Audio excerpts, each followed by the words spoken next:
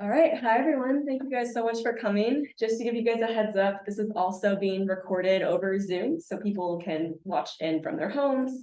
And we have this guy right here, it's called an owl, that's kind of recording the room, but it's mainly going to focus on me. It's just really whoever's talking. So if you guys, ask a question, it'll shoot you for a quick second. It'll mainly be focused on me. So just a heads up. But thank you guys so much for coming. My name is Jess. I am with the reference department. So what we do is kind of deep dives into different topics and then come and share what we have learned with you guys. So for this month, I did The Exorcist, and it was a lot of fun to look into. I knew I wanted to do something spooky for October, and this was a really fun one to do. So little disclaimer at the beginning, there's a lot of conflicted information out there, lots of different accounts that we have. So my goal with this program isn't to try to convince you of anything or make you change your mind. It's just kind of show you different sides of a really fascinating moments in our history. So let's go ahead and get started. So in terms of what we're going to talk about today, we are going to first give a little overview and just kind of history of exorcisms in general. And we are going to talk about the St. Louis exorcism from start to finish and talk about all the little details in there. Then we're going to talk about how it inspired the book, followed by the movie. Finally, we'll talk about some alternate explanations and then talk about the cultural impact it has had on St. Louis and just the world as a whole.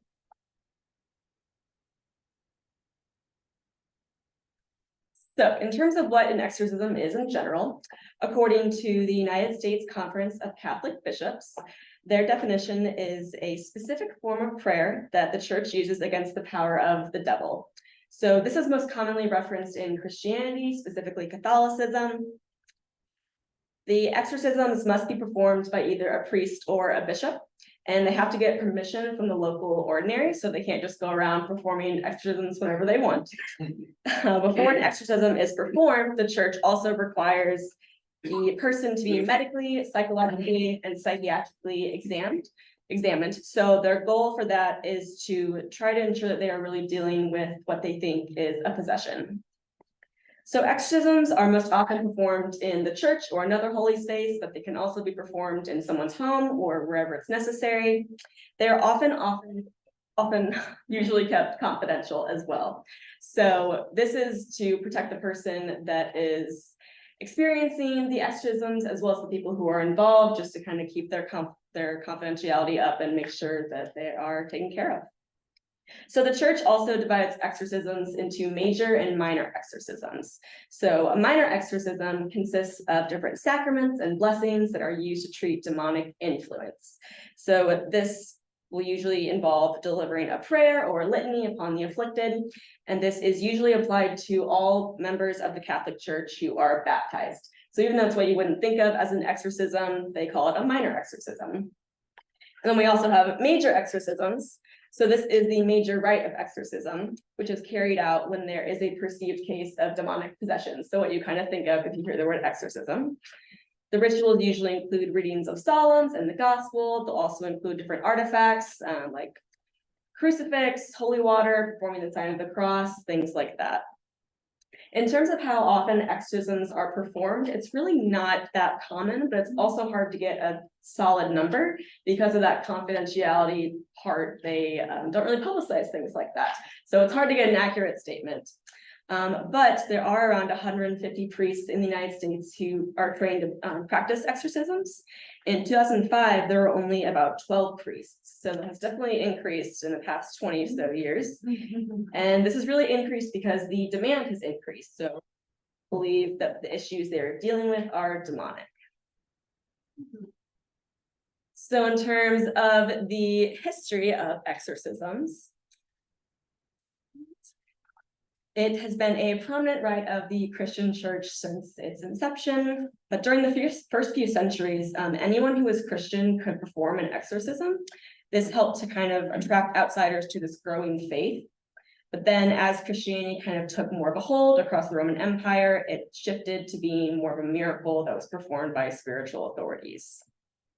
The use of exorcism has also waxed and waned over the centuries. So in particular, the 60s and the 70s were a really low point in performing exorcisms. But the backlash of that caused the ritual to kind of become more popularized again. But then the growing popularity also caused the Vatican to publish a new set of what they call exorcistic guidelines and how to deal with exorcisms because it was getting so popular. And then some clergies remain skeptical, but there is just kind of an overall support for exorcisms within all levels of the Catholic Church. So let's start talking about the St. Louis exorcism. So first, I'm going to introduce you to some of the kind of key players and people that we're going to talk about. So first we have R, who also went by Robbie Mannheim and Roland Doe. He was the afflicted 13-year-old boy from Maryland, kind of near Washington, D.C. area. His true identity was revealed after his death in 2020, which we'll talk about. But for now, we're just going to call him R because that is how he is referenced in like the primary source material that I pulled from. We also have Reverend Luther Miles Schultz. He was the Lutheran minister who initially saw R because his family was Lutheran. Then we have Reverend E. Albert Hughes. The family turned to him after a recommendation from Schultz. He was an assistant pastor at a Catholic parish. Then we also have Raymond Bishop. He was a young Jesuit at SLU who helped perform some of the exorcisms. He also kept a very detailed diary of the exorcisms, which we'll talk more about as well. Then we also have William Bowdern. He was the head exorcist in the St. Louis case. He was the pastor of St. Francis Xavier College Church on SLU's campus. And at this time, he was 52 years old. Yeah. The names are blocked. I know, it's because of the Zoom. I don't think I can get rid of it, but yeah, I'm sorry. He was a World War II veteran, and he had a lot of teaching and pastoral experience. And then we have Archbishop Joseph Ritter. He was the one who granted the permission to actually perform the exorcism. There were also some other Jesuits that I'll mention, some names like Halloran and Van Roo. These are people who assisted with the exorcisms, but these were really kind of the main players in it. So then we have the different places of the St. Louis exorcisms. So there were three main locations where exorcisms took place that we can find documented. There are suggestions that they have happened elsewhere as well, but I just focused on these three that have some kind of evidence along with them. So the first one is R's relative's home. So this was in northern St. Louis in Val-Nor. It was sold to another family, actually related to this one right here, just crazy. My friend's daughter, Yeah, so this is where it all kind of started with the exorcisms. And then we have the Alexian Brothers Hospital. So this had several exorcisms take place. The portion where the exorcisms happened was removed in the 70s, so that part isn't there anymore. And this hospital is actually closing due to some financial strain, so it will no longer be a hospital here. And then we have St. Francis Xavier College Church. This is the Catholic church on SLU's campus. And it also underwent a major renovation in the 90s, so it is quite a bit more updated than these pictures show. So then we have the diary. So this was a very extensive, detailed 26-page diary that was kept by Raymond Bishop, one of the priests who participated in the exorcisms. It is very detailed and unsettling to read. It is the only modern record we have of an exorcism.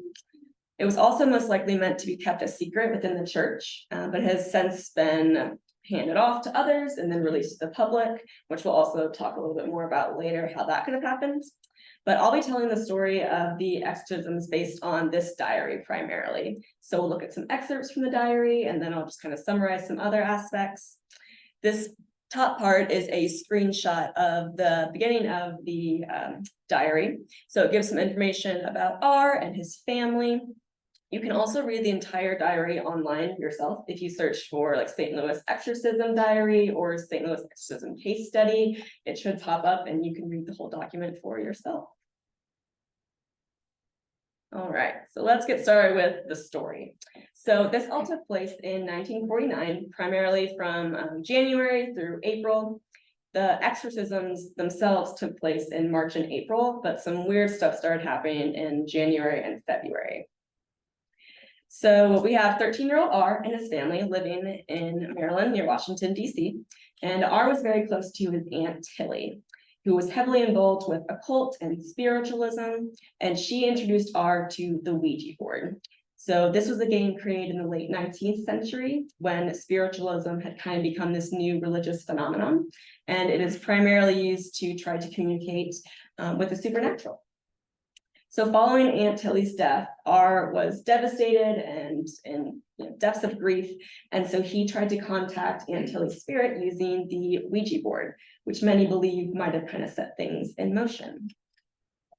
Others believe that there was never a Ouija board in the first place, so there's different accounts on that front. So on January 15th, R and other families heard kind of what sounded like drips of water and some scratching sounds. So despite checking the whole house, the family found no leaks, so they called an exterminator. The pest control came and they removed part of the house's floor and the walls, and they still didn't find anything in there. So at this point, we have our first diary excerpts, and these for now are not like first person accounts. So this is all told to the author of the diary, Bishop, by R and his family. So I'll let you guys know whenever it gets to the point where it's things that he's seen. So he said, the scratching continued for 10 days and then stopped. The family finally believed that the rodent had died. The boy, R, seemed to think he still heard the noise, but the family did not hear anything for a period of 3 days. When the sound became audible again, it was no longer in the upstairs bedroom, but had moved downstairs in the boy's bedroom. It was heard as a sound of squeaking shoes along the bed and was heard at night only when the boy went to bed. The squeaking sound continued for 6 nights, and on the 6th night, scratching again was audible. The mother, grandmother, and boy, while lying on the bed on this night, heard something coming toward them, similar to the rhythm of marching feet and the beat of drums. The sound would travel the length of the mattress and then back again. So at this point, the family thought that he was kind of being plagued by the deceased Aunt Tilly. Then they started noticing other weird things. So pictures on the wall would begin to shake, items would just move across the room, they'd find it in different places. Supposedly, furniture would move as well, including R's desk at school. It would just kind of shift itself into the desk of other students. So just some weird stuff is starting to go on. So Bishop wrote, on occasion, the coverlet of the bed was pulled out from under the mattress and the edges stood up above the surface of the bed in a curled form as though held up with starch. When the bystanders touched the bedspread, the sides of the normal position.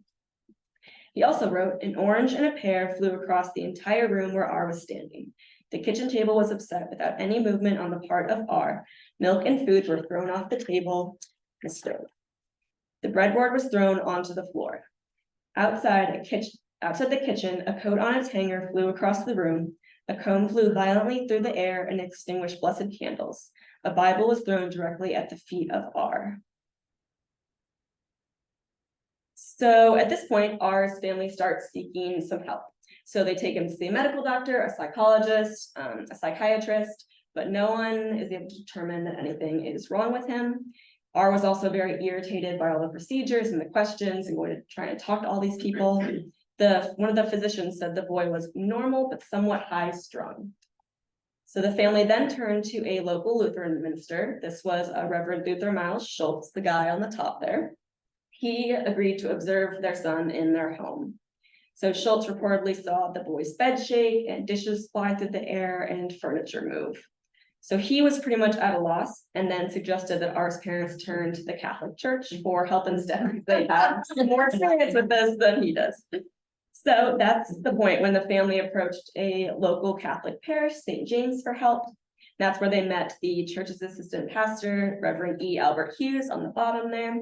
So he prayed with the family. He offered them holy water and blessed candles for use in their home in case the events started happening again.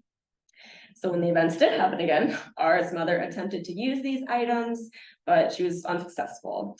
They said that the holy water reportedly flew across the room and smashed into a wall.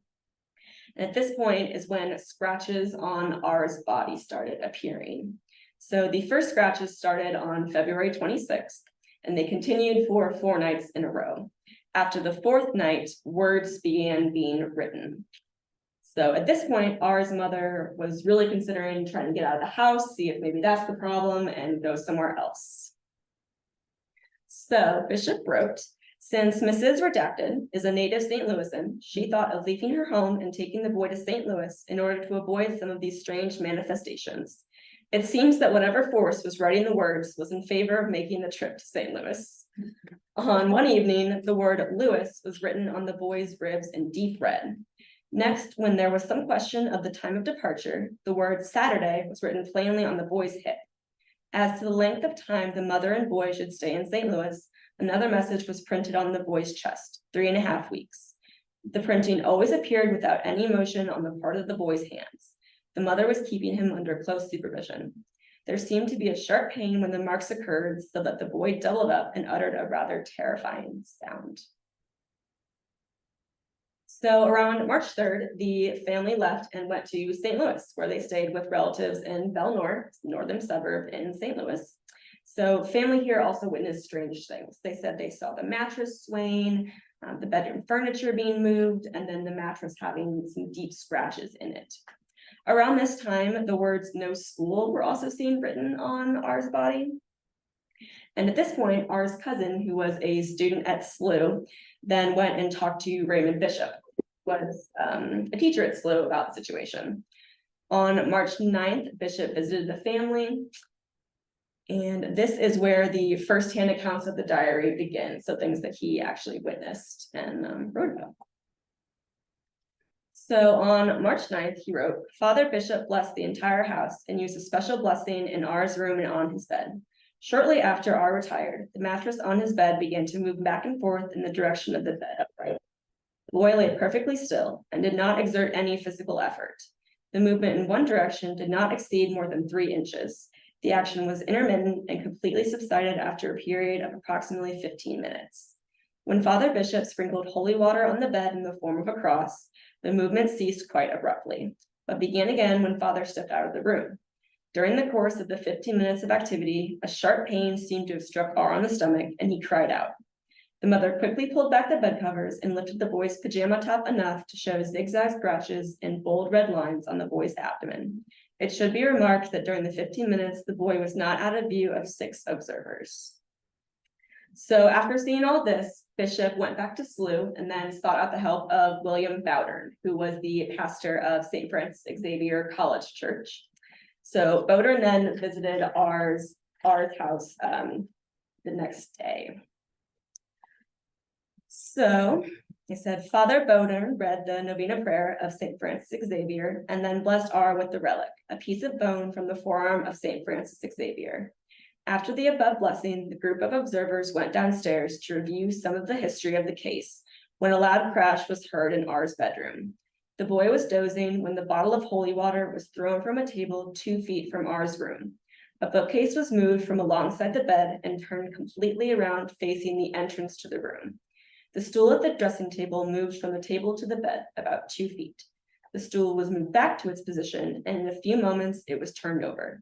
Another occurrence was a cross mark scratched on R's left outer forearm. So at this point, Bishop and Bowdern are convinced that R needs their help.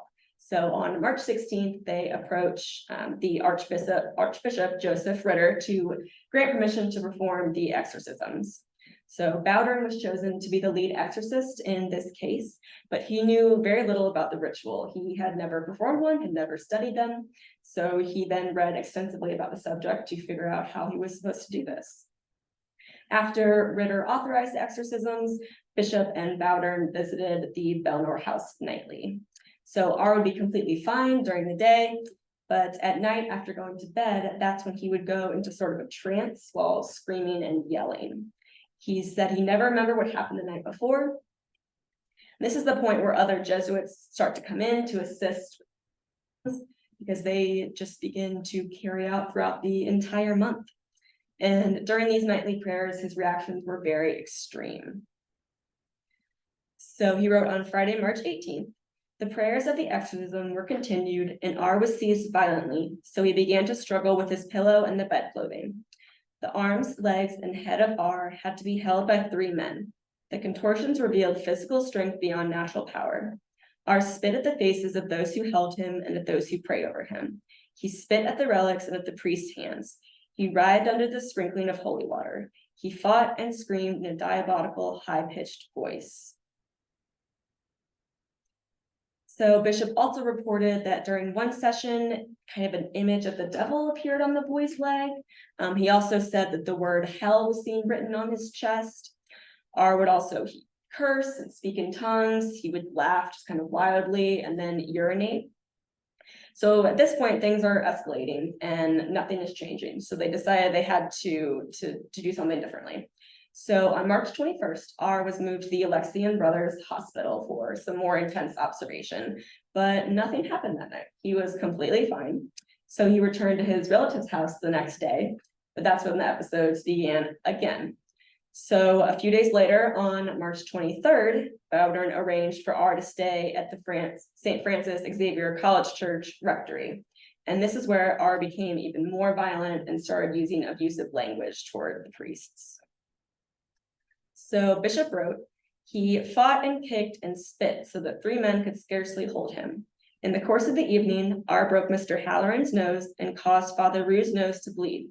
The first blows were accurate, quick, and deadly, although R's eyes were shut. So after some really intense episodes like this, from March 26th to March 30th, there were no major disturbances, but then they began again on March 30th. And this is the day that R asked for a pencil and then was writing on his bed sheet, just kind of over and over, supposedly speaking as the demon. And this is what he wrote. He said, I am the devil himself. You will have to pray for a month in the Catholic Church. He also wrote, you may not believe me, then R will suffer forever. So on April 1st, R was then taken by the priest to the College Church to convert to Catholicism and be baptized. And this is how that went. As the party of 5 relatives drove from R's home, R felt a strange sensation in his feet. There were alternations of hot and cold feelings, and then R went into one of his spells.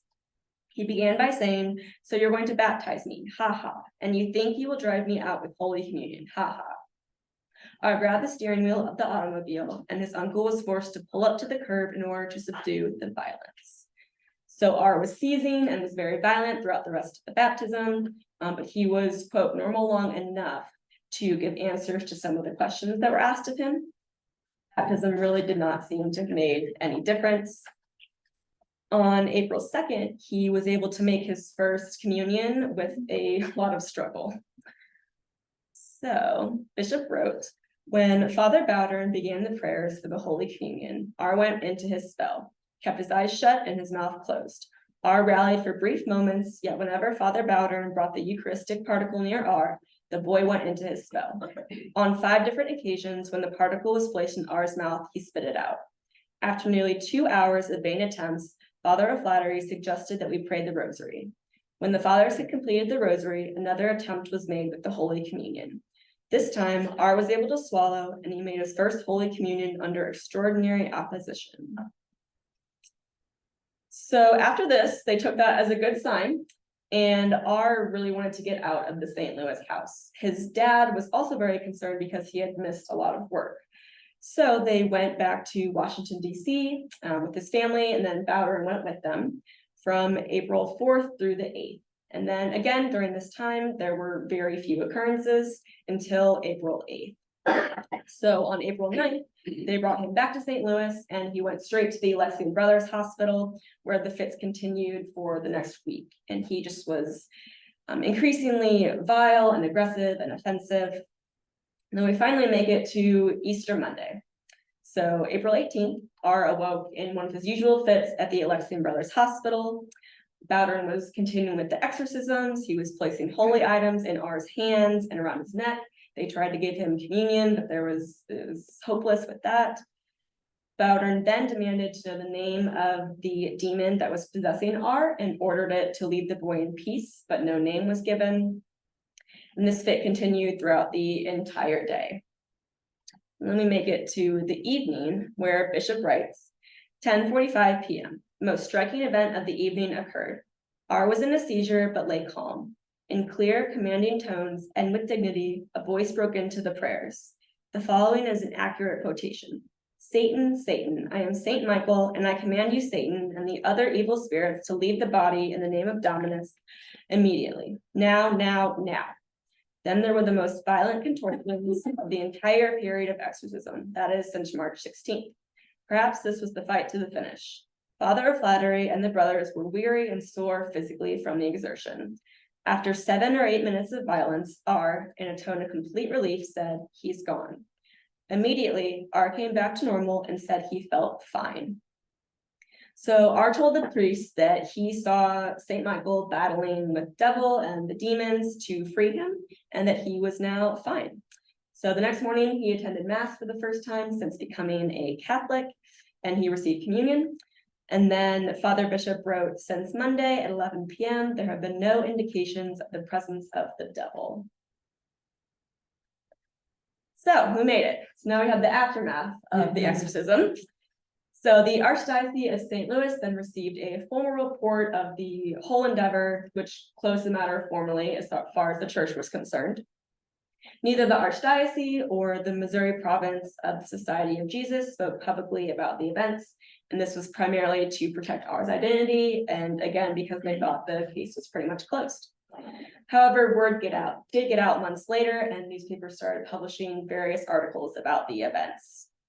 There are many just kind of incorrect statements in these articles in terms of like the age of the boy and where he was from and things like that. But nevertheless, the public was very heavily invested in this story. As far as the diary, it was kept in a locked room in the Alexian Brothers hospitals for many, many years. This portion of the hospital was then demolished in the 70s. So there are different stories about how the diary kind of came to light. One story is that a construction worker may have found the diary and then passed it on to his supervisor, and that's how it's been publicized today. There is another claim by a man who wrote a nonfiction book about the events of the St. Louis exorcism, who claims that one of the Jesuit priests that performed the exorcism gave him the diary. So unsure about that one too. But here are, yeah, go ahead. Is it pretty sure that the diary is authentic? As far as I've seen, yeah. So then we have here some of the newspapers that were posted around this time. So these were papers from the Washington Post, St. Louis Post-Dispatch. So all the big major papers, a lot of people were reading about this and talking about it, especially people on SLU's campus. It was, a big deal for all of them. So then we have R's true identity. So his real name is Ronald Edwin Hunkler. He was publicly unnamed until he died in 2020. His identity was kind of an open secret among some Jesuits who knew the priests who were doing the exorcisms, as well as some of the academics and reporters who had really dug into the case. So he was born into a German Lutheran family in 1935. They lived in Cottage City, Maryland with his family before they came here to St. Louis. He was an only child, but after the exorcism, he went on to have 3 children and he became an engineer at NASA. He actually patented this special technology to make the space shuttle panels resistant to extreme heat, which helped them with the Apollo missions and to get astronauts on the moon. He was always very on edge about his colleagues finding out that he was the inspiration for the Exorcist movie, and he claimed not to remember the event at all. So he retired from NASA in 2001 after nearly 40 years with the agency, and then died a month before his 86th birthday after he had a stroke in his home. So the St. Louis exorcism was a big inspiration for the Exorcist book. So this was written by William Peter Blatty. He read the Washington Post article, one of the ones that I showed up there, when he was a student at Georgetown University in Washington. And the incident was discussed very widely among Georgetown faculty and staff, and so he was just consumed by this story. He changed it up a little bit, so instead of a 13-year-old boy, it is a 12-year-old girl. He published it in 1971 as its just original first draft. There were no edits or rewrites or anything like that, which is crazy to think about today. But it was a best-selling book, which sold more than 13 million copies in the United States. It was on the New York Times bestseller list for 17 weeks and was on the list in general for 57 weeks in a row. It's also been translated into over a dozen languages and is considered to be a milestone in horror fiction. So I have a quick clip for you guys where he talks about kind of his inspiration for the book.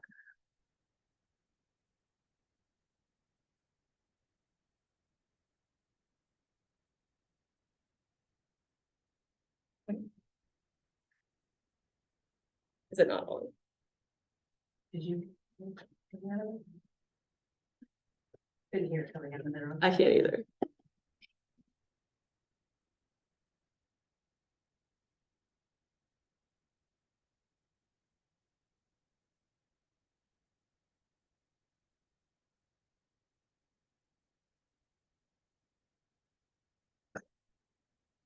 Now, I found out through your biography that you had actually researched an exorcism that happened with a boy back in 1950 something, was it? It was 1949 Okay. when I first heard of it. And then how did that inspire you to write? Well, imagine hearing about, for the first time in your life, having never heard of possession, hearing the details, so-called details of an alleged case of demonic possession going on in your neighborhood while you're attending classes at Georgetown University. I mean, it was absolutely startling. And I thought at the time that if one could adduce enough evidence to demonstrate that this was most probably authentic, what a tremendous piece of evidence for our hopes for immortality of the soul, our hopes for everything I was being taught by the Jesuits at Georgetown being an absolute fact. We all want to put our fingers into the wound in the hand of Christ. And that inspired my interest, and I think that's probably at the root of the interest of the readers of the original novel and those who.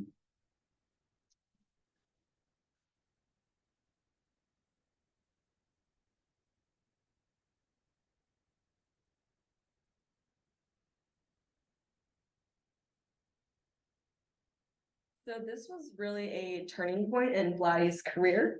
He had previously written a lot of comedy in Hollywood. So he had collaborated on the screenplays of 4 comedic films. He'd also published a couple of comedic novels before he wrote The Exorcist. But this book essentially signaled the end of his comedic career. They didn't want any comedy from him anymore. He gave different reasons for what led him to try his hand at horror. One reason was that he said the market for his comedy had just kind of waned in the late 60s and he was ready to move on and try something else. Another reason was that his mother's sudden death in 1967 led to kind of a renewed commitment of his Catholic faith and just kind of a soul searching about life's questions and good and evil and things like that. He says he actually didn't mean to make the book as scary as it turned out. Instead, he meant it to be a novel about faith, in which Father Karras's beliefs are tested by Reagan's possession. He said, "I didn't plan on frightening anyone. I sleep with a nightlight. It was all an accident." He also said, "It's a humiliating confession. I have no recollection of intending to frighten anyone at any point in time. That's Stephen King. He's the master of terror." So this book was initially a failure when it was published. He went on a book tour and it was receiving good reviews, but no one was buying it. No one was actually picking it up and reading it. So he then got a call from the Dick Cavett show after they had lost a guest at the last minute. So he went on the show and talked about his book. So Mr. Blatty said, "I came out on stage and Dick Cavett said, 'Well, Mr. Blatty, I haven't read your book.' I said, 'Well, that's okay. So I'll tell you about it.' I got to do a 41-minute monologue. That was it." So the next week he went into an airport and he picked up a copy of Time magazine and he saw that his book was number 4 on the bestsellers list. And it just climbed from there until it reached number 1. He refused all of the publishers' urges to write a sequel, but he remained an active horror novelist for the rest of his life. He also came out with a 40th anniversary edition.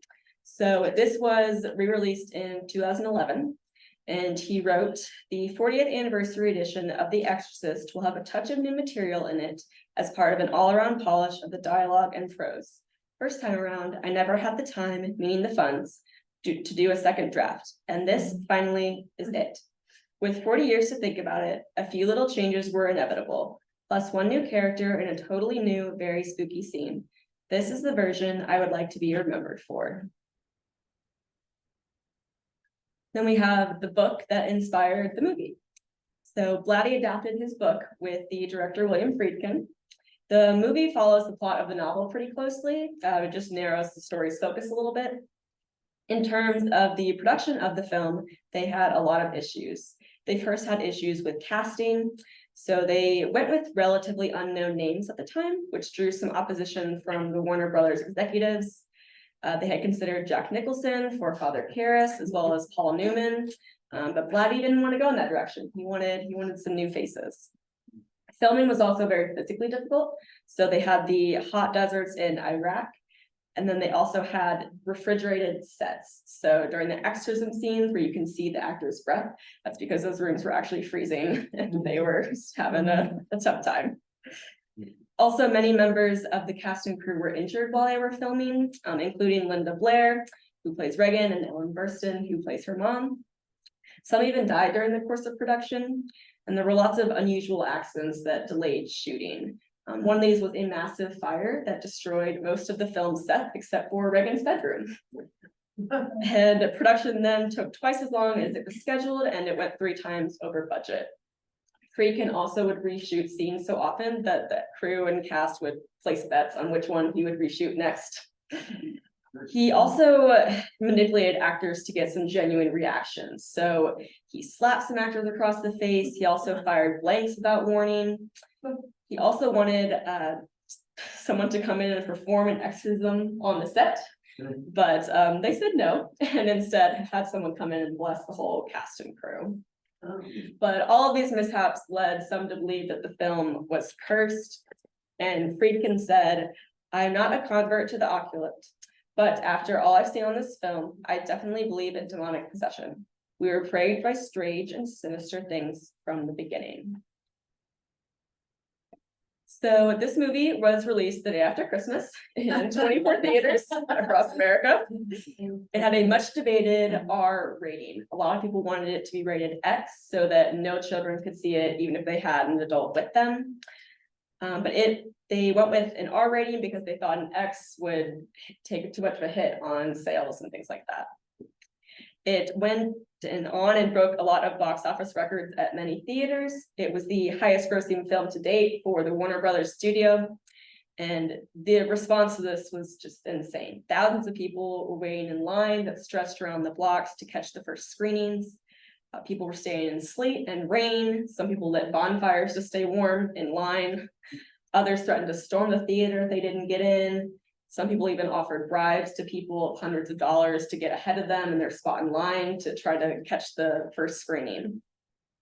And then people were intensely affected by this movie. So people vomited, they fainted, they left trembling. Some people were just absolutely hysterical after they saw it. Some theaters actually had nurses and ambulances on call. And other theaters started giving out bark bags whenever they sold a ticket, just as a precaution. Many children actually saw the movie because theaters didn't always follow the rating guidelines. So at that point, several cities, including Boston and Hattiesburg, Mississippi, attempted to ban it, or at least prevent children from seeing it. It was also banned in a lot of the UK, so it was really hard to watch over there for a while until the kind of initial storm had passed with it all. There was also a mixed response from the religious community.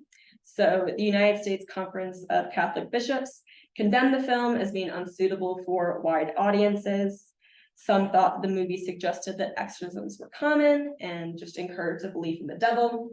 But others considered it faith affirming and thought that it was a positive response to the power of faith. So here's a quote that I found that I loved. It says, "On December 26th, a movie called The Exorcist opened in theaters across the country, and since then, all hell has broken loose." And I have another video for you guys that shows some of the audience reactions.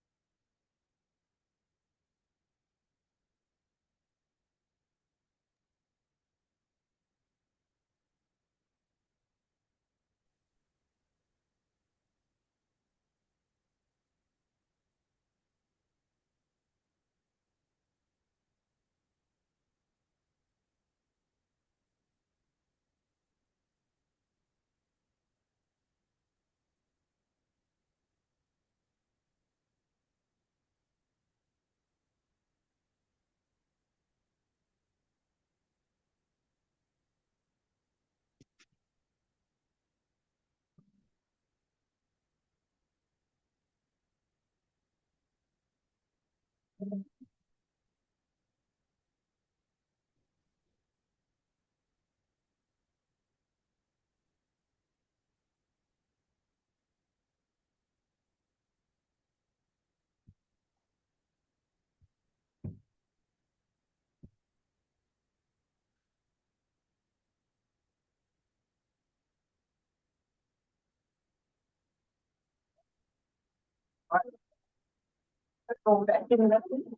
haven't been in there alone, and I don't want to leave her in there alone.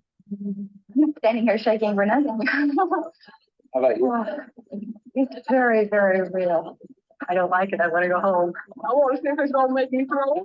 It's one of the most grossest movies in the world. I ain't never seen my coat over my face like that. It's very comfortable. Just to remind me. Terrible. And I just found it really horrible. I just had to come out and take him. People are extremely depressed by this.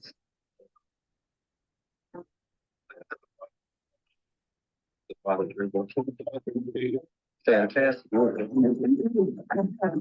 don't like it. Spanish or English or whatever.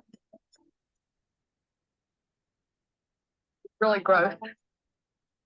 Yeah. Very terrific.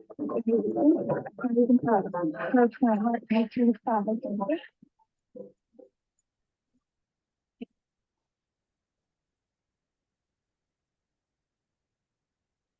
I've never in my life known a movie where people would faint. I mean, it's hard to make people faint.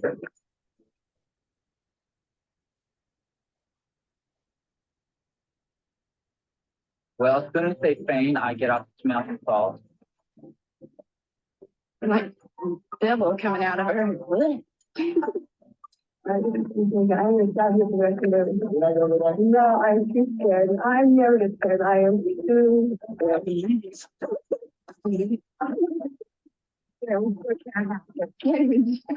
It's horrible. Hi, Mark Barden at Sandy Hook Promise here.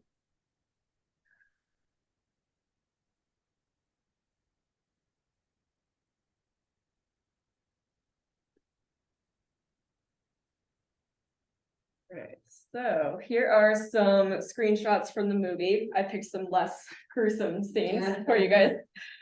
Something that I found really interesting when I was researching this is that Blatty was very bothered by the way that moviegoers interpreted the ending. So most people thought that the demon one, as Father Karras lures the demon out of Reagan into him, and then he falls to his death out the window. But some people took that as a win for the demons. That is not how Blatty really meant it. His goal was to show that they actually defeated the demon and that it lived on through Reagan. Father Karras' legacy lived on through Reagan. So for years, Blatty kind of pleaded his case to Friedkin, the director, to issue a different release of the movie to make that a little more explicit. So in 2000, Friedkin finally relented, and that is when they released the director's cut of the film that makes the triumph of good versus evil a little more explicit. This also includes some previously deleted scenes, like the infamous spider walk scene.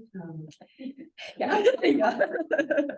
It was very important to Blatty that people understood what he viewed the point of The Exorcist as. And he said, quote, that God exists and the universe itself will have a happy ending. So in terms of the legacy of this movie, it is considered to be one of the scariest films of all time by critics and fans alike. Blatty won an Oscar for Best Adapted Screenplay, and the movie also won an Oscar for Best Sound, plus several Golden Globes. It was also the first horror film that was nominated for Best Picture in the Oscars. In 2010, the Library of Congress selected this film for preservation in the United States National Film Registry for being culturally, historically, or aesthetically significant. There have been several sequels made over the years. Blatty refused to have any involvement in the first sequel, so The Exorcist 2, but he did write and direct The Exorcist 3. Then we also have the newest sequel set 50 years later, which just came out earlier this month with some of the original cast members. Blatty passed away in 2017 at age 89, and then Friedkin died in August of this year at age 87. Has anyone seen the new movie by chance? Yeah, what do you guys think? It was good. Yeah. It was good. Yeah. I mean, you look at it and see that they have all the different religions coming together. to Try Okay. and fight it, that showing that, faith Interesting. can fight, basically we got that faith can fight, the evil. Gotcha. All right. Nick, you did not enjoy it. Did not enjoy it. It was just like, no, thank you. I went back and watched the original and I was like, Yeah. this is enough. It's like, this is fine. Did you like the original? I did, yes. It creeps me out, but I really like that one. Yeah. But all the sequels are just, it's just A terrible. bit much, yeah. Which sequel are you talking about? Because there was an Exorcist 1, 2, 3. Yes, And- so this newest one is called The Exorcist Believer, and it came out earlier this It has month. the actress who played Reagan's mom in it. Yeah. And it has Linda Blair at the end in it. Yeah. So I hope you're not gonna go see it if you haven't seen it, I'm sorry. There are 2 girls in it who need exorcisms. And they're best Even friends. better, yeah. Yeah. Why have one when you can have 2? Exactly. Okay, so now let's talk about some possible alternate explanations to the exorcism. So there's a couple different theories that have been proposed. So one of them is physical and mental health issues. So at this time, there was just kind of a general lack of mental health knowledge, at least not as much as we know now. They had also had reports of so-called demonic behavior happening for centuries. So by the 16th century, demonic behavior was almost like stereotypical. So things like convulsions or immense strength, insensitivity to pain, these were all things that people experienced way back then. And these may have been caused by physical afflictions, so things like epilepsy or Tourette syndrome that we just didn't know enough about back then. But these behaviors may also come from mental health concerns, so things like schizophrenia. So this isn't to say that Ronald had any of these conditions, but it's just something that may have been overlooked. There's also just the chance that he was tricking everyone. So there is quite a history of cases of people faking possessions. So one I came across was a possession that was feigned by nuns to actually act out their frustrations, protest different restrictions, even to escape unpleasant duties they didn't want to handle. There's also plenty of cases of teenagers and children who are faking it. And some of these cases have been like thoroughly investigated with hidden cameras and lie detectors and different powders that they would put on objects to see if the kids were touching them, things like that. And then there's the possibility that we have incorrect information. So everything written in this diary before St. Louis was a secondhand account. So this is all told to him by Ronald and his family. So things like objects flying across the room, furniture moving, that stuff was all told to him by R and his family. Those aren't things that he witnessed himself. He really only saw the fits of like extreme aggression and some like marks on his body, things like that. And with this, eyewitness statements aren't always accurate, and the truth can also be exaggerated. So if we want to dissect the diary a little bit, in terms of how we might make sense of it in a non-demonic way, the scratching, the footsteps, the moving furniture could have been done just kind of discreetly by Ronald when people were distracted. In terms of speaking Latin, he was found a couple times to be speaking in phrases that he had heard the priest use. He also was found to be speaking in Pig Latins, like what you might have spoken in school with your friends just as a kid. And additionally, his mother said that he couldn't have been scratching himself to make words appear because she was watching him just pretty much constantly. But there's also the possibility that he could have made the scratches previously or just in times of privacy and then revealed them and pretended they had just occurred.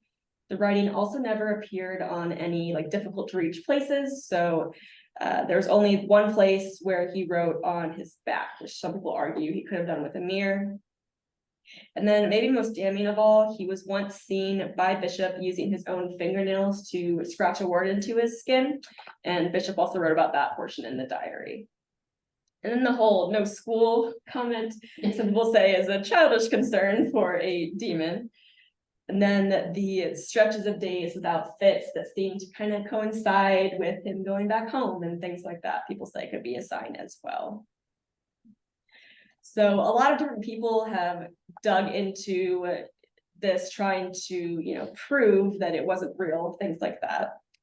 So there's a lot of different details that I would love to share with you guys, but here are some of the kind of main points that I found in terms of possible explanations. So one is that Archbishop Ritter approached a Jesuit professor to investigate this, and he found that Ronald was not the victim of diabolical possession. There were also some of the priests who voiced certain concerns afterward. So, for example, Halloran, he stated that Ronald did not exhibit any extreme strength, that it was nothing more than what an agitated teen could muster up. There was also a year-long investigation by a Maryland writer named Mark Opsasnik, who does not believe it was real. He was able to figure out Ronald's real identity before it was even released, just by all his research that he did. And so he actually went to Maryland and talked to some of his old neighbors and friends. And they found out that Ronald was very much a trickster who pulled a lot of pranks on his friends and liked to scare his mother and other children. So in general, people argue that nothing that was reliably reported was beyond the ability of a teen to produce. So things like the tantrums, the fits, the moved furniture, the objects, and scratches, they could have all been accomplished by him. There was nothing like levitating, head spinning, contortions, stuff like that for the movie didn't happen. So if this was trickery, the exorcism might have been a way to just kind of challenge authority or just to get attention. But in general, there's just no real credible evidence that it definitely occurred.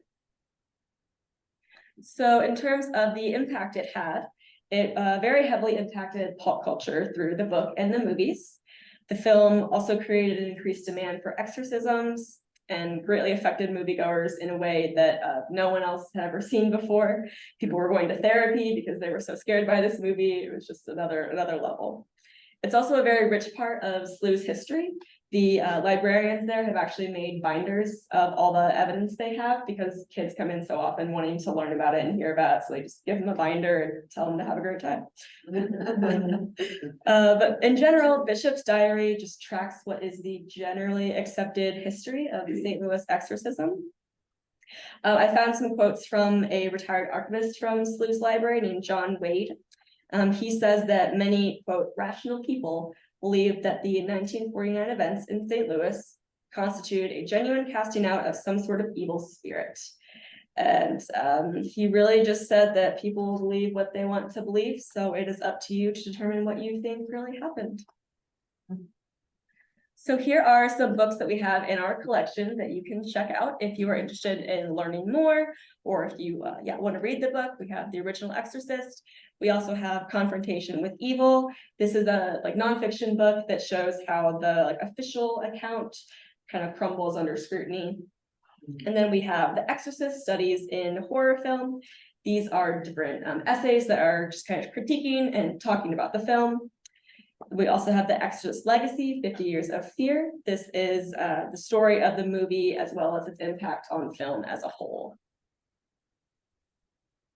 And then, of course, we have the Exorcist movies you can check out. So the original one, and then the second one, and the third. We also have Leap of Faith, and this is really focusing on William Friedkin, the director. So it talks about his impact and his process with the movie, and just kind of evaluates the movie in more like a cinematic essay sort of style. So we don't have the newest movie, The Exorcist Believer, on DVD yet, but I'm sure we'll be ordering that one whenever it comes out in December. So these are some of the databases that I use to find the information in this program. So all of these are completely free for you guys to access with your library cards through our website. So I use the Historical St. Louis Post-Dispatch. This has articles from 1874 to 2003. We also have newspapers.com, which has just so many digitized newspapers from around the world that you can access. And then we also have Academic Search Elite, which I used, which is just really a comprehensive database of different scholarly journals. You can really dig into and explore any topic in depth that you may like.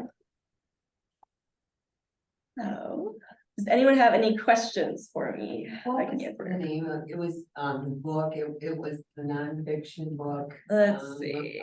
That's the one where it shows right in the Yes, cover. yeah. Let's see. This one, so the first one on the left is Confrontation with Evil. Confrontation. That's about, you want the next other one? That one is studies in the horror film, The Exorcist. Studies in the horror Yes. film. Okay. Yeah, If you give us your contact, we can also send you slides. yeah, absolutely. There's another one, I got it from the county system once. It's called either possession or possessed, Yes. and it's an account of the whole thing. Mm-hmm. It seemed like it was pretty authoritative. Yeah. We- Yeah. I don't know if they still have it in the system or not. Yeah, I'll have to take a look. These were the ones that I popped up most recently whenever I looked, but yeah, That was a good one to read. okay. Yes, ma'am. Any other questions or any online questions at all? Nothing from the chat. They just said great presentation and happy Halloween. Very spirited.